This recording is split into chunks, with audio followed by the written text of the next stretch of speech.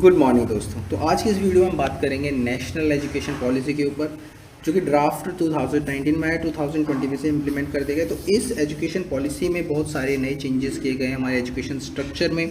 तो सबसे पहले हम एजुकेशन स्ट्रक्चर को देख लेते हैं। तो एजुकेशन स्ट्रक्चर में 4 नए पार्ट्स में से डिवाइड किया गया है। तो एग्जिस्टिंग स्ट्रक्चर, पहले हम एग्जिस्टिंग स्ट्रक्चर देख लेते हैं। एग्जिस्टिंग स्ट्रक्चर में क्या था कि क्लास 1 to 10 और फिर 11 12 में हमारे सब्जेक्ट डिवाइड हो जाते करते थे, लेकिन उसमें कुछ फाउंडेशन या बेस कोर्स जैसा कुछ नहीं था। तो इस बार क्या है, 4 फेज़ों में से डिवाइड किया गया है। Foundational stage, preparatory stage, middle stage और सेकेंडरी स्टेज। तो फाउंडेशनल स्टेज जो है उसको 5 साल का है। इसमें क्या किया गया है, पहले देख लेते हैं। फाउंडेशन स्टेज 5 साल का, फिर 3 साल का हो गया प्रिपरेटरी स्टेज। फाउंडेशन स्टेज में आ जाएगी 1-2 क्लास, फिर प्रिपरेटरी स्टेज में 3-4-5, मिडिल स्टेज में आ जाएगी 6-7-8 और सेकेंडरी स्टेज में आएगा 9-10-11-12। तो अब हम बात करते हैं फाउंडेशन स्टेज। तो फाउंडेशन स्टेज को 2 भागों में बांटा गया है। एज ग्रुप 3 to 6 ईयर्स, जिसको हमने ECCE नाम भी दिया गया है, अर्ली चाइल्डहुड केयर एजुकेशन। ठीक है। फाउंडेशन स्टेज में 2 पार्ट्स हैं, क्लास 1 to 2, ठीक है, एंड 6 to 8। तो ये आते हैं ECCE के अंतर्गत, यानी अर्ली चाइल्डहुड केयर एजुकेशन के अंतर्गत इसे नाम दिया गया है, अर्ली चाइल्डहुड केयर एजुकेशन। तो इसमें 1 to 2 यानी एज ग्रुप फ्रॉम 3 to 6 तक हमें आंगनवाड़ी या फिर प्री स्कूल या फिर कहते हैं बाल वाटिका केंद्रों में पढ़ाया जाएगा। ये स्पेशल केंद्र बनाए जाएंगे अलग से, ठीक है। और प्रोविज़न है कि 2023 तक ये सब 2030 तक ये सब सेटअप हो जाएगा, हर जगह 100% सेटअप हो जाएगा, ठीक है। इस जो ये न्यू एजुकेशन पॉलिसी है इसमें इसका वो है। और दूसरी चीज़ है कि एज ग्रुप 6 to 8, ये क्लास 1 and 2, ये दोनों फाउंडेशन स्टेज ही हैं। आगे है प्रीपेटरी स्टेज, जिसमें देखो फाउंडेशन स्टेज में क्या है, मल्टीपल लेवल ऑफ लर्निंग है, एक्टिविटी बेस्ड लर्निंग है, ठीक है। इसमें कुछ भी सेपरेट नहीं किया गया है, नॉर्मल लर्निंग है। आगे है play discovery activity based and interactive classroom learning, जो कि क्लास 3 to 5, इसको प्रीपेटरी स्टेज नाम दिया गया है। अगला है मिडिल स्टेज, क्लास 6 to 8 तक, ठीक है। इसमें experimental learning, science, mathematics, arts, social science, इसमें सब्जेक्ट्स थोड़ा डिवाइड कर दिए गए हैं। और फाइनल जो सेकेंड स्टेज है उसमें सब्जेक्ट्स ऑफ चॉइसेस भी दिया गया है, और जो हमारा करिकुलम है वो उसमें फ्लेक्सिबिलिटी है, ग्रेटर क्रिटिकल थिंकिंग और मल्टी डिसिप्लिनरी स्टडी भी इंक्लूड है। तो ये हमारा जो है नया करिकुलर एंड पेडागोजिकल स्ट्रक्चर है, जो कि न्यू एजुकेशन पॉलिसी में इम्प्लीमेंट किया गया है। आगे हम बात करते हैं लैंग्वेज की। तो न्यू एजुकेशन पॉलिसी में जो लैंग्वेज स्ट्रक्चर है उसमें भी थोड़ा बदलाव किया गया है।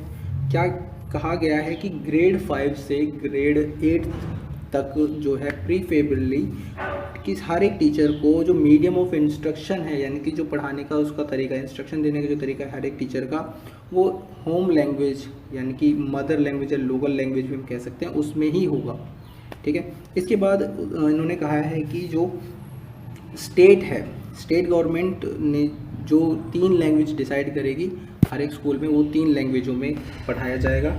इसके अलावा जो क्लासिकल लैंग्वेजेस हैं, ऑल क्लासिकल लैंग्वेजेस भी अवेलेबल होंगी स्कूल में। अगर किसी बच्चे को किसी दूसरी लैंग्वेज में पढ़ना है तो उसके लिए भी प्रोविज़न होना चाहिए। इसके बाद हम बात करते हैं असेसमेंट के ऊपर। तो जो असेसमेंट है वो बहुत ही ज़्यादा इम्पोर्टेंट प्रोसेस है बच्चों का इवोल्यूशन करने के लिए। तो इस असेसमेंट में भी बहुत सारी चीज़ें जो हैं ऐड की गई हैं कि बच्चों का जो असेसमेंट है वो कंटिन्यूस होना चाहिए, जो बोर्ड एग्ज़ाम से फ्लेक्सिबल होंगे, और जो है असेसमेंट है वो स्किल बेस्ड होना चाहिए। तो और जो AI बेस्ड सॉफ्टवेयर के बेसिस पर जो बच्चों का रिकॉर्ड है, प्रोग्रेस है, वो ऑनलाइन बच्चे जो है वो उसे मतलब एक्सेस कर सकें, और इसके बेसिस पे वो अपने कैरियर चॉइसेस जो हैं वो अपना डिसाइड कर पाएंगे, क्योंकि उन्हें पता होगा उनका फील्ड ऑफ इंटरेस्ट क्या है, ठीक है। इसी तरह से नेशनल असेसमेंट सेंटर्स भी बनाए गए हैं, इसके बाद जो नेशनल टेस्टिंग एजेंसी है, इसने भी अपना रोल इसमें असेसमेंट में दिया है कि ये स्पेशल अपने एप्टीट्यूड टेस्ट कंडक्ट करेगी, उसके बेसिस पे ये एवेलुएट करेगी किस बच्चे को कोचिंग के लिए इसकी ज़रूरत है और किसको नहीं। ठीक है, तो ये हो गई असेसमेंट की बात। देखो इसके बाद हम बात करते हैं होलिस्टिक प्रोग्रेस कार्ड के बारे में। तो जो होलिस्टिक मतलब समग्र, तो जो बच्चों का जो प्रोग्रेस कार्ड होगा, उस जो असेसमेंट के बेसिस पे जो कार्ड बनाएंगे वो किस बेसिस पे होना चाहिए, उसके लिए कुछ बातें इसमें कही गई हैं। क्या है, देखो सबसे पहले वो कह रहा है 360 डिग्री मल्टी डायमेंशनल रिपोर्ट। तो जो ये रिपोर्ट होगी वो 360 डिग्री मतलब ऑल राउंड डेवलपमेंट का रिकॉर्ड होगा। ठीक है, आगे कह रहा है वो प्रोग्रेस कार्ड में जो है सेल्फ असेसमेंट होगा, बच्चे अपना सेल्फ असेसमेंट करेंगे, पीयर असेसमेंट करेंगे और जो टीचर का असेसमेंट होगा, तीनों को इंक्लूड किया जाएगा। इसके बाद वो कह रहा है जो कार्ड है, जो प्रोग्रेस कार्ड होगा उसमें cognitive, affective, social, psychomotor domains, तो ये सभी डोमेन्स के ऊपर जो उसका प्रोग्रेस कार्ड जो है उसके रिफ्लेक्ट करेगा। आगे कहता है जो progress in project based inquiry based learning, तो जो स्कूल में होंगे बहुत सारी चीज़ें होंगी जैसे कि puzzles, quizzes, play roles, portfolios, work, ठीक है, ग्रुप वर्क, तो को करिकुलर एक्टिविटीज़ जो हैं उसके वो भी प्रोग्रेस रिपोर्ट में इंक्लूड किया जाएगा। आगे कहता है holistic progress card will actively involve parents, तो इसमें जो है प्रोग्रेस कार्ड में पेरेंट्स और चिल्ड्रन एजुकेशन का डेवलपमेंट को भी इंक्लूड किया जाएगा, मतलब पेरेंट्स भी हेल्प करेंगे प्रोग्रेस रिपोर्ट बनाने में। आगे कहता है AI बेस्ड सॉफ्टवेयर, तो ये कोई सॉफ्टवेयर है जिस के बेस पे जो है ग्रोथ एंड डेवलपमेंट को ट्रैक किया जाएगा और जो स्टूडेंट है इसके बेसिस पे अपने कैरियर चॉइसेस सेलेक्ट कर सकते हैं। ठीक है, तो ये हेल्प करेगा प्रोग्रेस कार्ड बच्चों को अपना फ्यूचर कैरियर सेलेक्ट करने में। तो अब हम बात करते हैं स्टैंडर्ड्स एंड सेटिंग की। तो हर एक स्कूल में कुछ स्पेशल स्टैंडर्ड्स होते हैं जिनको उन्हें फॉलो करना होता है। तो न्यू एजुकेशन पॉलिसी में कहा गया है कि जो है स्टेट स्टैंडर्ड्स होते हैं उनको तो स्कूल फॉलो करेगा। ठीक है, ये तो हर पहले भी था। ठीक है, आगे कहता है कि जो इन्फॉर्मेशन है स्कूल की वो वेबसाइट पर अपलोड की जाएगी कि स्कूल का मतलब सेल्फ डिस्क्लोज़र होगा कि हम ऑनलाइन देख सकते हैं कि स्कूल की कंडीशन क्या है। आगे कहता है कि जो स्कूल है should follow minimum professional and quality standards, तो जो स्कूल है उसमें जो क्वालिटी स्टैंडर्ड्स हैं वो जो मिनिमम जो गवर्नमेंट ने डिसाइड किया वो होने ही चाहिए। आगे बात करते हैं quality assessment. School quality assessment जो SCRT और NCRT द्वारा निर्धारित हैं उनको इसे फॉलो करना चाहिए। Periodic health checkup by NAS जो है सर्वे उसके द्वारा होना चाहिए, है ना। आगे कहता है कि जो प्राइवेट और पब्लिक स्कूल्स हैं उनको मिनिमम कॉमन मिनिमम क्राइटेरिया जो उनके लिए रखा गया है, जैसे कि कह सकते हैं फ़ीस का जो क्राइटेरिया होता है कि प्राइवेट अपने ही बेसिस पे कुछ भी फ़ीस मतलब चार्ज करता है, वो सब नहीं चलेगा। आगे है private schools to be encourage and enable to beneficial roles, तो प्राइवेट स्कूल्सों को भी एनकरेज किया जाएगा इस एजुकेशन पॉलिसी में। आगे हम बात करते हैं की फोकस एरियाज़। तो इस न्यू एजुकेशन पॉलिसी के जो की फोकस एरियाज़ हैं, सबसे पहला है सोशियो इकोनॉमिकल डिसएडवांटेज ग्रुप्स। तो जो इकोनॉमिकल ग्रुप्स हैं जैसे कि पिछड़ी जाति के लोग हैं या फिर कुछ गांव से दबे कुछ लोग है ना, बैगर्स वगैरह, तो उन सबको जो सोशली इकोनॉमिक बैकवर्ड है उनकी एजुकेशन पर विशेष ध्यान दिया गया है। ठीक है, इंश्योरिंग इक्विटी, जो एजुकेशन है उसमें इक्विटी होनी चाहिए, इस पर भी ध्यान दिया गया है। क्वालिटी एजुकेशन पर विशेष ध्यान दिया गया है। इसके बाद है supporting children with special needs पर भी ध्यान दिया गया है, क्योंकि जो स्पेशल नीड चिल्ड्रन है उनको कुछ इक्विपमेंट्स की ज़रूरत होती है जो उनको प्रोवाइड होने चाहिए हर एक स्कूल से। ठीक है, इंटीग्रेटिंग वोकेशनल एजुकेशन, तो वोकेशनल एजुकेशन को हर स्टेज पर स्पेशली इम्प्लीमेंट किया जाना चाहिए। तो आगे हम बात करते हैं few features of the policy. तो इस पॉलिसी के जो नए फीचर्स हैं वो क्या हैं। ठीक है, पहला है preparation of schooling and elementary schooling level. तो एलिमेंट्री स्कूलिंग लेवल जो पहले था उसमें क्या क्या है, अभी हमने थोड़ी देर पहले डिस्कस किया ECCE। ECCE क्या है? Early childhood care education. ठीक है, तो बच्चों को जो अर्ली चाइल्डहुड केयर एजुकेशन है, जैसे कि 3 से 6 साल तक हमें बाल वाटिका में पढ़ाना या प्री स्कूल एजुकेशन देना, और 6 to 8 फिर क्लास 1-2 में आएगा, तो वो सब इसके अंतर्गत आएगा। देखो इसमें लिखा हुआ है ECC बाय ऑल 2030, तो सन 2030 तक जो ECC का जो फ्रेमवर्क है वो कंप्लीट हो जाना चाहिए। 100% ग्रॉस एनरोलमेंट है ना, सॉरी यहाँ लिखा हुआ है 100% gross enrolment in school education by 2030। तो ECCE का जो एनरोलमेंट है वो 2030 तक 100% हो जाना चाहिए। आगे कहता है national foundation literacy and numeracy mission, तो ये इनका मिशन है। सेट अप बाल भवंस, तो स्पेशल बाल भवंस बनाए जाएंगे इस एजुकेशन पॉलिसी के अंतर्गत। आगे कहते हैं स्कूल इंफ्रास्ट्रक्चर एंड रिसोर्सेज, तो स्कूल का जो इंफ्रास्ट्रक्चर और रिसोर्सेज है उसमें भी कुछ चेंजेस किए गए हैं, जैसे कि स्पेशल एजुकेशन जोन्स। तो स्पेशल एजुकेशन जोन स्कूल से अलग हटके ये बनाए जाएंगे बच्चों को स्पेशल एजुकेशन प्रोवाइड करने के लिए। Utilize unused capacity of schools as सामाजिक चेतना केंद्र, तो कुछ जो एरियाज़ हैं स्कूल के जो कि अनयूज्ड रहते हैं वहाँ पर सामाजिक चेतना केंद्र भी सेटअप किए जाएंगे। आगे कहता है स्कूल कॉम्प्लेक्स और जो स्पेस है जो उसको हम रिसोर्स शेयरिंग सेंटर के रूप में हम उसे यूज़ करेंगे। ठीक है, आगे हॉलिस्टिक डेवलपमेंट। देखो हॉलिस्टिक डेवलपमेंट की हमने बात की है, हॉलिस्टिक कार्ड रिपोर्ट किस तरह से बनाना चाहिए, उसमें क्या क्या चीज़ें हैं। ठीक है, इनोवेटिव पैडागोजी होनी चाहिए। तो और जो एजुकेशन है उसमें नो हार्ड सेपरेशन, जो को करिकुलर एक्टिविटीज़ साइंस और ये सब वोकेशनल है सबको हमें इंटीग्रेटेड तरीके से पढ़ाना है, और इसमें कुछ सेपरेशन नहीं होने चाहिए, है ना, कह रहा है ना नो हार्ड सेपरेशन। इसके बाद कह रहा है इनोवेटिव पैडागोजीज। ठीक है, हॉलिस्टिक कार्ड रिपोर्ट हमने भी डिस्कस किया, हॉलिस्टिक कार्ड रिपोर्ट।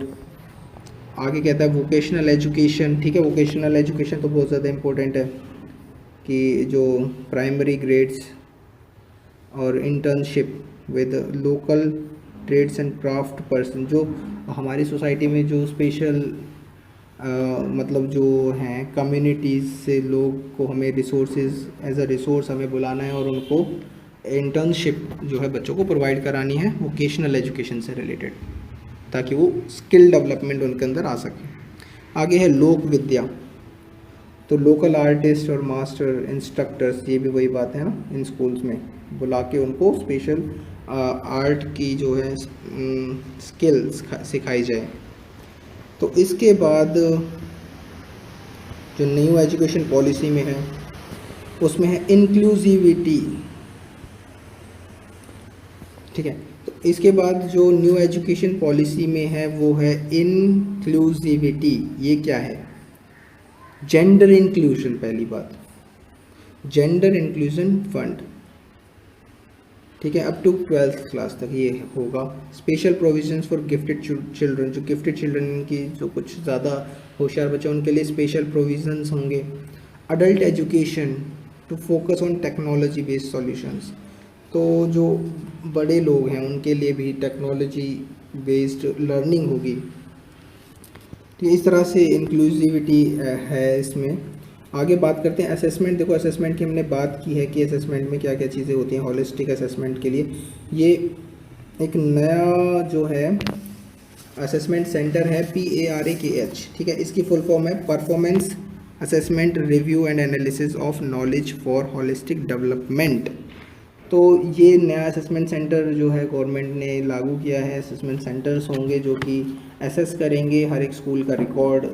ठीक है, आगे कहता है कि exam grades 3, 5, 8 in addition to board exams in grade 10 and 12।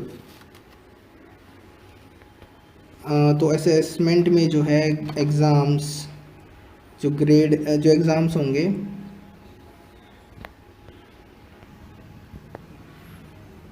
तो आगे कहता है एग्ज़ाम्स इन ग्रेड्स 3, 5, 8। तो ये कह रहा है कि जो एग्ज़ाम्स हैं उनमें जो रिज़ल्ट है वो ग्रेड्स के बेसिस पे होगा। आगे कहता है board exams modular low stakes based on conceptual knowledge and its application. तो एग्ज़ाम्स जो हैं वो कंसेप्चुअल नॉलेज और एप्लीकेशन पर बेस्ड होना चाहिए। आगे इसमें है करिकुलम और पैडागोजिकल फ्रेमवर्क, जो हमने डिस्कस किया था। जो पैडागोजिकल स्ट्रक्चर है, फ्रेमवर्क है, वो 5+3+3+4 है। 5 यानी कि सबसे पहले क्या है, उसमें फाउंडेशन कोर्स है, ठीक है। तो करिकुलम पैडागोजिकल फ्रेमवर्क, तो करेक्ट जो फ्रेमवर्क है वो हमने भी डिस्कस किया था। 5+3+3+4, 5 हो गया हमारा फाउंडेशन कोर्स हो गया, फिर 3 प्रिपरेटरी कोर्स हो गया, फिर 3 मिडल, और फिर 4 आ जाएगा सेकेंडरी कोर्स स्टेज। तो ये 4 स्टेजों में हमारा फ्रेमवर्क डिवाइडेड है, ठीक है। इसके बाद reduction in curriculum to core concepts, ठीक है। तो हमें हमारा करिकुलम उसको रिड्यूस किया गया है और सिर्फ कोर कंसेप्ट्स को ही उसमें इंक्लूड किया गया है। आइडेंटिफिकेशन ऑफ लाइफ स्किल्स, तो life skills, so skill development पर विशेष रूप से इसमें मतलब ध्यान दिया गया है। ओके, आईसीटी इंटीग्रेशन, ठीक है, टेक्निकल लर्निंग, ये सब। तो आगे हम देखते हैं टीचर रिक्रूटमेंट प्रोसेस। तो टीचर की जो रिक्रूटमेंट प्रोसेस है उसमें भी बहुत सारे नए चेंजेस लाए गए हैं, जैसे कि minimum qualification degree for teaching will be, जो टीचिंग मतलब एक टीचर को बनने के लिए मिनिमम क्वालिफिकेशन क्या है, या तो उसके पास 4 ईयर इंटीग्रेटेड बीएड, ठीक है, बाय 2030 तक उस पर 4 ईयर इंटीग्रेटेड बीएड डिग्री होनी चाहिए, ये मिनिमम है। आगे दूसरा है minimum recruitment based on TET.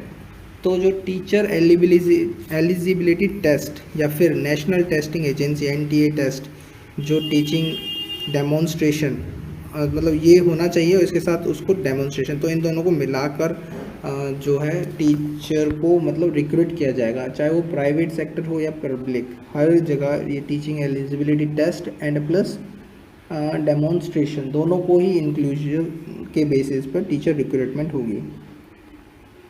आगे है minimum 50 hours in service training पर टीचर पर ईयर, ठीक है। तो हर एक टीचर को per year 50 hours in service training के लिए जाना ही होगा, ये भी इसमें नई चीज़ इंक्लूड की गई है। आगे है national professional standards for teachers. तो 2020 में मतलब नेशनल प्रोफेशनल स्टैंडर्ड्स जो कि सेटअप किए जाएंगे। IT data based predictive planning for recruitment, तो जो ये रिक्रूटमेंट प्रोसेस है वो आईटी बेस्ड प्लानिंग के बेसिस पर होगी, ठीक है। आगे हम बात करते हैं role of government departments bodies and institutes.